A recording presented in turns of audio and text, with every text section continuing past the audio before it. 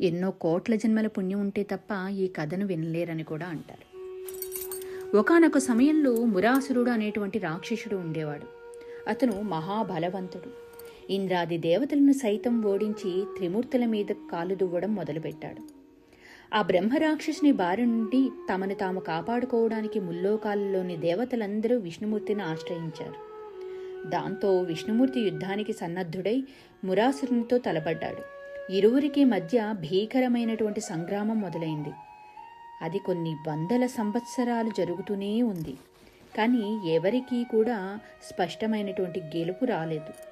ఈ లోపల విష్ణుమూర్తి యుద్ధంలో తనకు కలిగినటువంటి అలసటను తీర్చుకునేందుకు ఒక గుహలో విశ్రమించారు. ఆ విషయం తెలిసినటువంటి మురాసురుడు విష్ణువు నిద్రలో ఉండగానే అతన్ని సంహరించాలనుకుని నిదానంగా ఆ గుహలోకి చేరుకున్నాడు. కానీ విష్ణుమూర్తిది అంతా యోగనిద్రే కదా. ఎప్పుడైతే చెడు తలంపుతో ఆయన దగ్గరికి మురాసురుడు చేరుకున్నాడో వెంటనే విష్ణుమూర్తిలోంచి ఒక శక్తి ప్రభవించింది. ఆవిడే ఏకాదశి.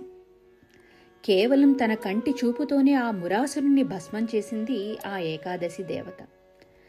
తన రక్షణ కోసం ప్రత్యక్షమైనటువంటి ఏకాదశి దేవతను చూసి విష్ణుమూర్తి చాలా ప్రసన్నుడయ్యాడు.